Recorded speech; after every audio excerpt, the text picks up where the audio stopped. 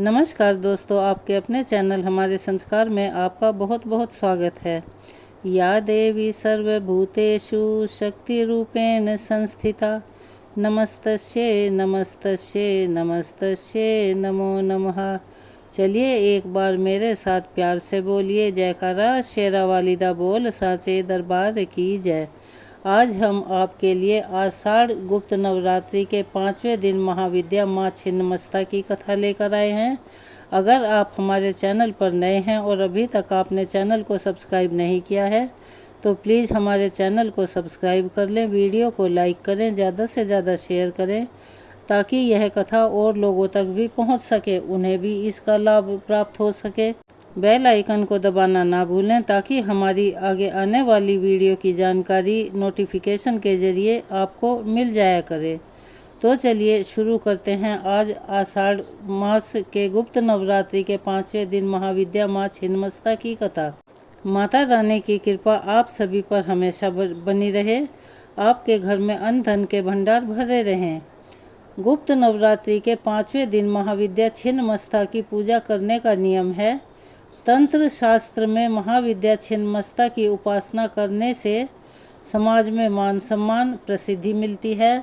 पूर्वी भारत जैसे पश्चिम बंगाल, झारखंड और उत्तर प्रदेश के अलावा नेपाल आदि देशों में भी इनकी विशेष रूप से पूजा की जाती है। छिन्नमस्ता महाविद्या की पूजा में अगर कोई कमी रह जाती है तो यह विपरीत फल देने वाली होती हैं। यही कारण है कि आम लोगों के लिए इनकी साधना को अच्छा नहीं माना जाता। देवी छिन्नमस्ता की पूजा करने से मनुष्य को समाज में सम्मान और प्रतिष्ठा मिलती है, साथ ही सुख और समृद्धि का वरदान भी मिलता है। देवी अपने साधक को ज्ञान, समृद्धि, विजय, स्वास्थ्य और धन का आशीर्वाद देती है।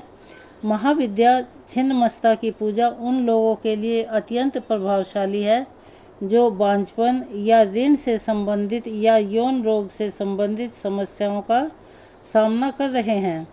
माँ छिन्नमस्ता की पूजा व्यावसायिक हानि से उभरने में भी सहायता करती है।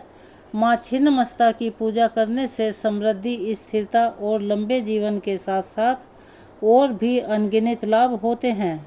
देवी छिन्नमस्ता को माता चिंतपूर्णी का स्वरूप माना गया है। शिव पुराण और मार्कंडेय पुराण में इस बात का वर्णन मिलता है कि देवी छिन्नमस्ता ने राक्षसों का संहार कर देवताओं को उनसे मुक्त कराया था। देवी छिन्नमस्ता चिंतपूर्णी माँ का स्वरूप है, इसीलिए इनकी पूजा कई अर्थों में उनके भक्तों के लिए अत्यंत फलदायी होती है।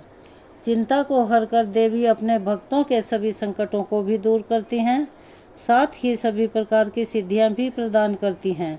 देवी का इसीलिए व्रत करना और उनका विधि विधान से पूजन करना बहुत ही शुभ फलदायी माना जाता है। माँ छिन्नमस्ता अपने गले में हड्डियों की माला धारण करती हैं, उनके कंधे पर यज्ञोपवीत है। देवी छिन्नमस्ता की नाभि में योनि चक्र पाया जाता है। देवी की आराधना गुप्त नवरात्रि के अलावा दीपावली के दिन से करना बहुत शुभ माना जाता है। इनकी पूजा शुक्रवार के दिन भी की जाती है। माँ के प्रादुर्भाव की कथा इस प्रकार है। एक बार भगवती भवानी अपनी सहचरी जया और विजया के साथ मंदाकिनी में स्नान करने के लिए गई। स्नान करने के बाद भूख से पीड़ित होकर वे कृष्ण वर्ण की हो गई। उस समय उनके सहचरी ने भी उनसे कुछ भोजन करने के लिए मांगा। देवी ने उनसे कुछ समय तक प्रतीक्षा करने के लिए कहा। थोड़ी देर प्रतीक्षा करने के बाद सहचरी ने जब पुनः भोजन के लिए निवेदन किया तब देवी ने उनसे कुछ और देर प्रतीक्षा करने के लिए कहा। इस पर उनकी सखियों ने देवी से विनम्र स्वर में कहा कि माँ तो अपने शिशुओं को भूख लगने पर बिना देरी के भोजन प्रदान करती है, आप हमारी उपेक्षा क्यों कर रही हैं? अपनी सहचरी के मधुर वचन सुनकर कृपामयी देवी ने अपने खड्ग से अपना ही सिर काट दिया और इस प्रकार कटा हुआ सिर देवी के बाएं हाथ में आ गिरा। उनके कबंध से रक्त की 3 धाराएं प्रवाहित हुई। उन्होंने उनमें से 2 धाराओं को अपनी दोनों सहचरियों की ओर प्रवाहित कर दिया, जिसे पीकर वे दोनों बहुत प्रसन्न लगी और तीसरी धारा का देवी स्वयं पान करने लगी। तभी से देवी छिन्नमस्ता के नाम से प्रसिद्ध हुई। देवी छिन्नमस्ता का स्वरूप अत्यंत ही विभत्स और भयंकर है। देवी अपने एक भुजा में अपना स्वयं का कटा हुआ शीश और दूसरी भुजा में खड्ग धारण करती हैं। उनके गले से रक्त की 3 धाराएं प्रवाहित होती हैं। देवी का कटा हुआ मुख और डाकिनी तथा वर्णिनी नामक 2 परिचारिकाएं उन रक्त धाराओं का पान करती हैं। देवी छिन्नमस्ता गुड़हल के पुष्प के समान लाल वर्ण की हैं। उनकी आभा और कांति कोटि कोटि सूर्य के समान है। उन्हें नग्न अवस्था में अस्त व्यस्त केशों के साथ दर्शाया जाता है। देवी छिन्नमस्ता को 16 वर्ष की कन्या के रूप में चित्रित किया जाता है, जिनके हृदय के समक्ष एक नीलकमल सुशोभित है। देवी मंगल सूत्र के रूप में सर्प तथा अन्य आभूषणों के साथ कटे हुए नरमुंड की माला धारण करती हैं। यह तो थी महाविद्या छिन्नमस्ता की पूजा विधि। नवरात्रि के 5वें दिन माँ स्कंद माता की पूजा भी की जाती है। तो चलिए अब सुनते हैं माँ स्कंद माता की कथा। देवासुर संग्राम के सेनापति भगवान स्कंद यानी भगवान कार्तिकेय जी की माता होने के कारण इन्हें स्कंद माता के नाम से जाना जाता है। यह देवी शक्ति और सुख का एहसास कराती हैं। स्कंद माता सूर्यमंडल की अधिष्ठात्री देवी हैं। इसी कारण इनके चेहरे पर तेज विद्यमान रहता है। इनका वर्ण शुभ्र है। भगवान स्कंद को बाल रूप में गोद में बिठाए हुए यह देवी वात्सल्य से ओतप्रोत हैं। माँ की उपासना के साथ ही भगवान स्कंद की उपासना स्वयं ही पूर्ण हो जाती है, क्योंकि भगवान बाल स्वरूप में सदा ही अपनी माँ की गोद में विराजते रहते हैं। भवसागर के दुखों से मुक्ति पाने के लिए इससे दूसरा सुलभ साधन कोई नहीं है। स्कंद माता कमल के आसन पर विराजमान रहती हैं, इसीलिए इन्हें पद्मासना देवी भी कहते हैं। इनका वाहन भी सिंह है। इन्हें कल्याणकारी शक्ति की अधिष्ठात्री भी कहा जाता है। इन देवी की 4 भुजाएं हैं। दाईं तरफ की ऊपर वाली भुजा से इन्होंने भगवान स्कंद को गोद में पकड़ा हुआ है। नीचे वाली भुजा में कमल का पुष्प धारण किया हुआ है। बाईं तरफ ऊपर वाली भुजा में वर मुद्रा है और नीचे वाली भुजा में कमल का पुष्प है। देवासुर संग्राम में तारकासुर नाम के दैत्य का वध करने के लिए ही भगवान स्कंद की उत्पत्ति हुई थी। प्राचीन कथा के अनुसार कार्तिकेय जी का जन्म भगवान शिव और देवी पार्वती से दूर सरकंडे के एक वन में हुआ था। उस बालक के 6 मुख थे। उस वन में कृतिका रहती थी। कृतिका को जब वह 6 मुख वाला बालक मिला तब उन्होंने उसका पालन किया था। इसी वजह से बालक का नाम कार्तिकेय पड़ गया। भगवान शिव और देवी पार्वती से दूर रहकर वह बालक अब बड़ा होने लगा। कृतिकाएं बहुत अच्छी तरह से बालक का ध्यान रखती थी। एक दिन शिव जी को अपनी संतान के बारे में पता चला। संतान के बारे में जानकारी मिलते ही शिव जी ने अपने सेवकों को तुरंत ही सरकंडे के वन में भेजा और बालक को लेकर आने के लिए कहा। शिव जी के दूत वीरभद्र, विशालाक्षी, शवर, गोकर, नाश, दधि मुख आदि सरकंडे के वन में पहुँचे और कृतिकाओं के साथ कार्तिकेय स्वामी जी को लेकर शिव जी के पास वापस लौट आए। कार्तिकेय जी कैलाश पर्वत पर पहुँचे तो सभी बहुत प्रसन्न हुए। शिव जी और देवी पार्वती ने बालक को गले से लगा लिया और उसे बताया कि तुम हमारी संतान हो। शिवजी पार्वती जी ने कार्तिकेय को परिवार का महत्व समझाया और परिवार के साथ ही समाज की भलाई के लिए काम करने की सीख भी दी। तब शिवजी ने कार्तिकेय जी से कहा कि तुम बहुत वीर हो, इसीलिए पुत्र आज से तुम्हें देवताओं का सेनापति नियुक्त किया जा रहा है। उस समय तारकासुर नाम के दैत्य ने बड़ा आतंक मचा रखा था। उससे वरदान मिला हुआ था कि उसका वध भगवान शिव के पुत्र के द्वारा ही होगा। जब कार्तिकेय जी देवताओं के सेनापति बने तब उन्होंने तारकासुर का वध किया। माँ भगवती के स्कंद माता स्वरूप की असली पहचान उनके पुत्र स्कंद की वजह से ही है और संतानहीन दंपतियों को खास तौर पर आज के दिन स्कंद माता की पूजा अवश्य करनी चाहिए। स्कंद माता की कृपा से निसंतानों को संतान का सुख मिलता है और संतान से जुड़ी हुई समस्याएं भी दूर हो जाती हैं। यह थी आज 5वें दिन की माँ छिन्नमस्ता और स्कंद माता की कथा।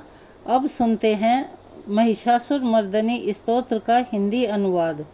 हिमालय राज्य की पुत्री हे गिरिजा देवी, विश्व को आनंदित करने वाली देवी, नंदी गणों द्वारा पूजित, गिरि श्रेष्ठ विंध्याचल के शिखर पर निवास करने वाली देवी, अपनी लीला से भगवान श्री विष्णु को प्रसन्न करने वाली इंद्रदेव के द्वारा नमस्कृत्य भगवान नीलकंठ की पत्नी, विश्व में विशाल कुटुंब वाली और विश्व को संपन्नता देने वाली, हे महिषासुर का मर्दन करने वाली भगवती, अपने बालों की लता से आकर्षित करने वाली, पर्वत की पुत्री, आपकी जय हो जय हो जय हो। देवों को वरदान देने वाली, दुर्धरा और दुर्मुख असुरों को मारने वाली और स्वयं में ही हर्षित रहने वाली, तीनों लोकों का पोषण करने वाली, शंकर जी को संतुष्ट करने वाली, पापों को हरने वाली और घोर गर्जना करने वाली, दानवों पर क्रोध करने वाली, अहंकारियों के घमंड को सुखा देने वाली, समुद्र की पुत्री, हे महिषासुर का मर्दन करने वाली, अपने बालों की लताओं से आकर्षित करने वाली, पर्वत की पुत्री, आपकी जय हो जय हो जय हो। हे जगत माता, हे मेरी माँ, प्रेम से कदम के वन में वास करने वाली, हास्य भाव में रहने वाली, हिमालय के शिखर पर स्थित अपने भवन में विराजित, मधु की तरह मधुर मधु कैटभ का मध नष्ट करने वाली, महिष को विदीर्ण करने वाली, सदा युद्ध में लिप्त रहने वाली, हे महिषासुर का मर्दन करने वाली, अपने बालों की लता से आकर्षित करने वाली, पर्वत की पुत्री, आपकी जय हो जय हो जय हो। शत्रुओं के हाथियों की सूंड काटने वाली और उनके 100 टुकड़े करने वाली, जिनका सिंह शत्रु को हाथियों के सर अलग अलग टुकड़े कर देता है, अपनी भुजाओं के अस्त्रों से चंड और मुंड के शीश काटने वाली, हे महिषासुर का मर्दन करने वाली और अपने बालों की लता से आकर्षित करने वाली, पर्वत की पुत्री, आपकी जय हो जय हो जय हो।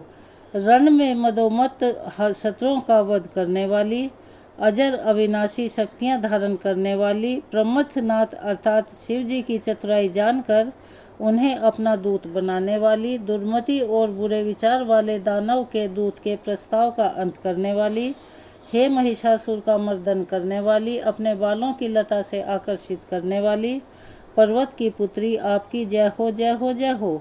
शरणागत शत्रुओं की पत्नियों के आग्रह पर उन्हें अभय दान देने वाली, तीनों लोगों को पीड़ित करने वाले, दैत्यों पर प्रहार करने योग्य त्रिशूल धारण करने वाली, देवताओं की दुदुम्बी से दुमदुम की ध्वनि को सभी दिशाओं में व्याप्त करने वाली, हे महिषासुर का मर्दन करने वाली, अपने बालों की लता से आकर्षित करने वाली, पर्वत की पुत्री, आपकी जय हो जय हो जय हो।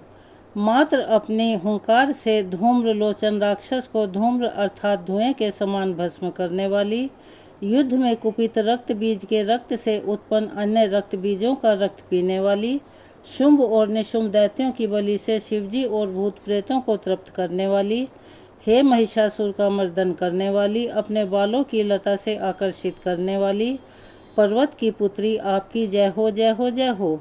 युद्ध भूमि में जिनके हाथों के कंगन धनुष के समान चमकते हैं, जिनके सोने के तीर शत्रुओं को विदीर्ण करके लाल हो जाते हैं और उनकी चीखें निकालते हैं, चारों प्रकार की सेनाओं, हाथी घोड़ा पैदल रथ का संहार करने वाली, अनेक प्रकार की ध्वनि करने वाले बटकों को उत्पन्न करने वाली, हे महिषासुर का मर्दन करने वाली, अपने बालों की लता से आकर्षित करने वाली, पर्वत की पुत्री, आपकी जय हो जय हो जय हो।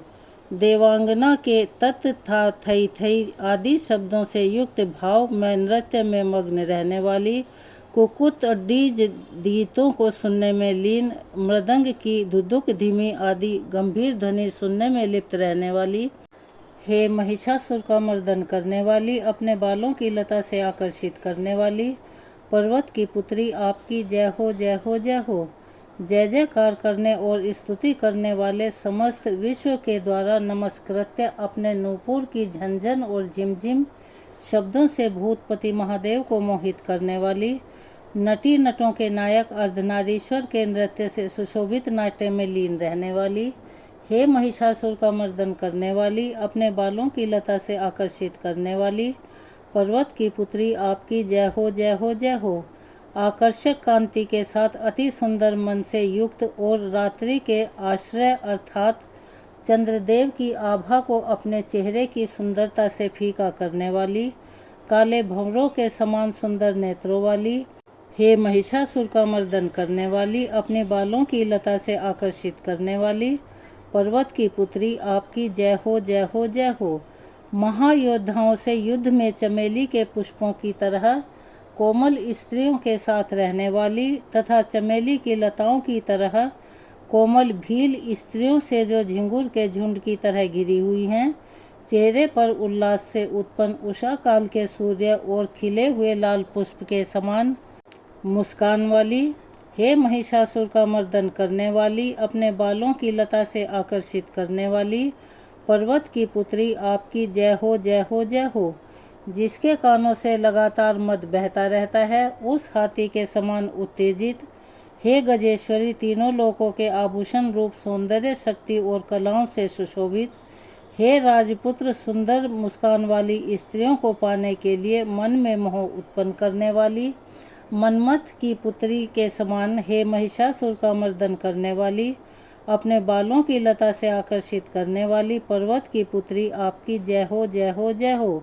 जिनका कमल दल के समान कोमल स्वच्छ और कांति से युक्त मस्तक है, हंसों के समान जिनकी चाल है, जिनसे सभी कलाओं का उद्भव हुआ है, जिनके बालों में भंवरों से घिरे कुमुदनी के पुष्प और बकुल पुष्प सुशोभित हैं, उन महिषासुर का मर्दन करने वाली, हे बालों की लताओं से आकर्षित करने वाली पर्वत की पुत्री, जय हो जय हो जय हो। जिनके हाथों की मुरली से बहने वाली ध्वनि से कोयल की आवाज़ भी लज्जित हो जाती है, जो खिले हुए फूलों से रंगीन पर्वतों से विचरती हुई पुलिन्य जातियों की स्त्रियों के साथ मनोहर गीत गाती हैं, जो सद्गुणों से संपन्न शबरी जाति की स्त्रियों के साथ खेलती हैं, उन महिषासुर का मर्दन करने वाली, अपनी बालों की लता से आकर्षित करने वाली पर्वत की पुत्री, आपकी जय हो जय हो जय हो। जिनकी चमक से चंद्रमा की रोशनी फीकी पड़ जाए, ऐसे सुंदर रेशम के वस्त्रों से जिनकी कमर सुशोभित है, देवताओं और असुरों के सर झुकने पर उनके मुकुट की मणियों से जिनके पैरों के नाखून चंद्रमा की तरह दमकते हैं, और जैसे सोने के पर्वतों पर विजय पाकर कोई हाथी मद उन्मत्त हो जाता है, वैसे ही देवी के उरोज कलश की तरह प्रतीत होते हैं, ऐसी है महिषासुर का मर्दन करने वाली, अपने बालों की लता से आकर्षित करने वाली पर्वत की पुत्री, आपकी जय हो जय हो जय हो। सहस्त्र दैत्यों के सहस्त्र हाथों से सहस्त्र युद्ध जीतने वाली और सहस्त्र हाथों से पूजित सुर तारक उत्पन्न करने वाली, उसका तारकासुर के साथ युद्ध करवाने वाली, राजा सुरथ और समाधि नामक वैश्य की भक्ति से समान रूप से संतुष्ट होने वाली, हे महिषासुर का मर्दन करने वाली, अपने बालों की लता से आकर्षित करने वाली पर्वत की पुत्री, आपकी जय हो जय हो जय हो। जो भी आपके दयामय पद कमलों की सेवा करता है, हे कमले, वह व्यक्ति कमल निवास कैसे न बने। हे शिवे, आपके पद कमल ही परम पद हैं, उनका ध्यान करने पर भी परम पद मैं कैसे नहीं पाऊंगा। हे महिषासुर का मर्दन करने वाली, बालों की लता से आकर्षित करने वाली पर्वत की पुत्री, आपकी जय हो जय हो जय हो।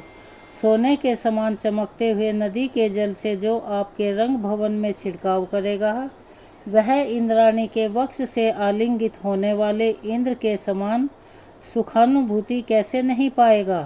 हे वाणी, हे सरस्वती, आप में मांगली का निवास है, मैं आपके चरणों की शरण लेता हूँ। हे महिषासुर के मर्दन करने वाली, बालों की लता से आकर्षित करने वाली पर्वत की पुत्री, आपकी जय हो जय हो जय हो।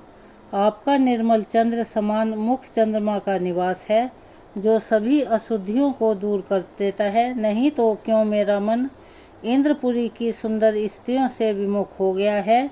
मेरे मत के अनुसार आपकी कृपा के बिना शिव नाम के धन की प्राप्ति कैसे संभव हो सकती है। हे महिषासुर का मर्दन करने वाली, बालों की लता से आकर्षित करने वाली पर्वत की पुत्री, आपकी जय हो जय हो जय हो। हे दीनों पर दया करने वाली उमा, मुझ पर भी दया कर ही दो। जगत जननी, जैसे आप दया की वर्षा करती हो, वैसे ही तीरों की भी वर्षा करती हो। इसीलिए इस समय जैसा आपको उचित लगे वैसा ही करो। मेरे पाप और ताप दूर कर दो। हे महिषासुर का मर्दन करने वाली, बालों की लताओं से आकर्षित करने वाली पर्वत की पुत्री, आपकी जय हो जय हो जय हो। तो यह थी आज की गुप्त नवरात्रि के 5वें दिन माँ छिन्नमस्ता की कथा। आपको कैसी लगी कमेंट्स बॉक्स में अपनी राय ज़रूर लिखें। अगर आप हमारे चैनल पर नए हैं और अभी तक आपने चैनल को सब्सक्राइब नहीं किया है तो प्लीज़ हमारे चैनल को सब्सक्राइब करें, वीडियो को लाइक करें, ज़्यादा से ज़्यादा शेयर करें ताकि यह जानकारी और लोगों तक भी पहुंच सके। बेल आइकन को दबाना ना भूलें ताकि हमारी आगे आने वाली वीडियो की जानकारी आपको नोटिफिकेशन के ज़रिए मिल जाया करे। अपना सहयोग और प्यार हमें ऐसे ही प्रदान करते रहें। कमेंट्स बॉक्स में जय माता दी, हरे कृष्णा, राधे राधे, हर हर महादेव लिखना ना भूलें। धन्यवाद।